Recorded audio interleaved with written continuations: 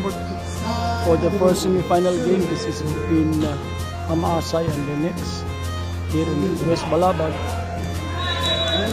First point goes to Ama-Asay, who won the first set already. Galado, service error. It's 1-all. Once again, this is the West Balabag Open. 2 serving 1 with Lennox team,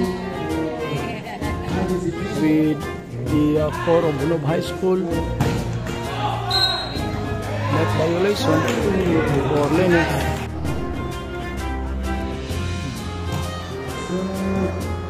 It's 2-all. Back point. That's for Tangon, the MVP of Sibira Boys Volleyball. It's now 3 serving 2. That was outside. It's 3-all. Once again, this is the West Balabag Open tournament here in Valencia with the first semi-final match. Lakas nun. It was a good repeat. Again. Yun. Tama. It's 4 serving 2. Inoho. Ganda ng depensa, both teams. Pinaretso. Tingnan natin. That was a point for Lennox team. So this is the second set of the 2 out of 3 semi-final match. Silino ang taas at Pinogo of San Carlos. Tapos Tangon, the present MVP ng Sibira, bago pa lang natapos.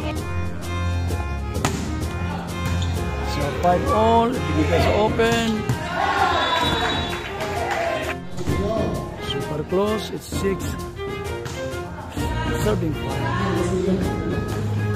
That was a Pinudo, former student ng Siliman Junior High School. Force error in service.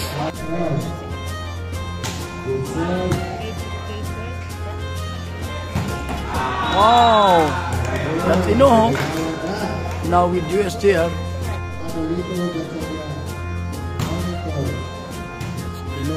Pinogo. Block. Yun.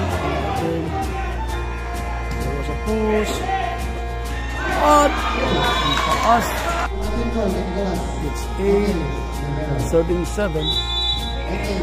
Ama-Asay serving. It's Pinogo, now the team captain of USC Cebu men's team.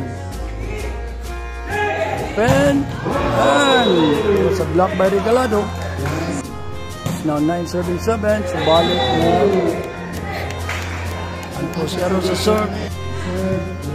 Si Mitangon ibigay sa wow! There was a power dink by Inoho. And again, pang best blocker award with Regalado. This is Inoho of USJR men's volleyball team. Again, so nag-crossing violation. Ganda ng jump serve. Subalit, ayun, safe pa, subalit outside.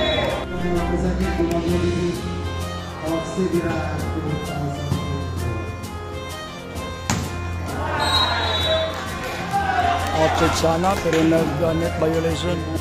It's 13 serving 9, set number 2 with the Ama-Asay team in white, leading by 1 set.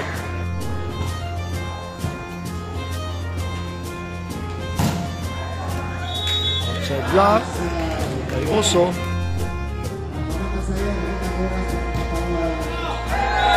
Force error in service. 11 serving 14. Receive. Pinogo was blocked. 12 serving 14. 2 puntos lang hinahabol ng Lennox team. Nag-float si Tangon, MVP ng Sibira.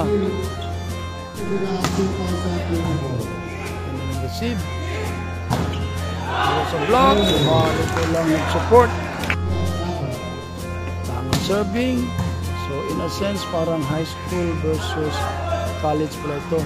Parang high school seniors versus juniors. So dapat mag-expect tayo ng konti. So, it's 13, serving 16. Sintangon. Kaysa, oh! Lakas si Uso, mababang tao pero malakas. Ito ang lefty ng Amasay. Nasa 5 o 5-6. Balik. Malakas lumundag. Easy push. Tinagano ng play. Be quick. It's open. Na. Outside na lang. So balik ng taxing. It's now 18 serving 13. Lumipad. So balik na yung net touch sa white team. So punto sa green ang Linux team. Receive. It's now 19 serving 14 with Equinugo serving. Team captain of USA men's team.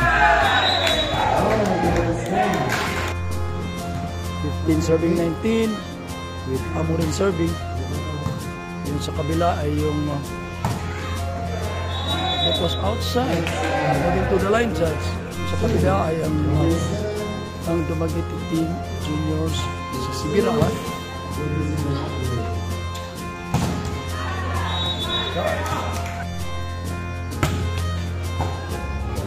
By Inoho. Outside, subalit mag-net touch. Sayang.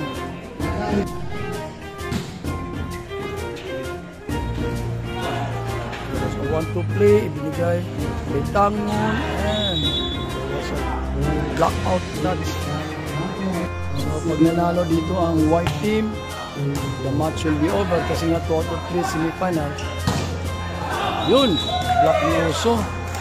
It's 22 serving 17.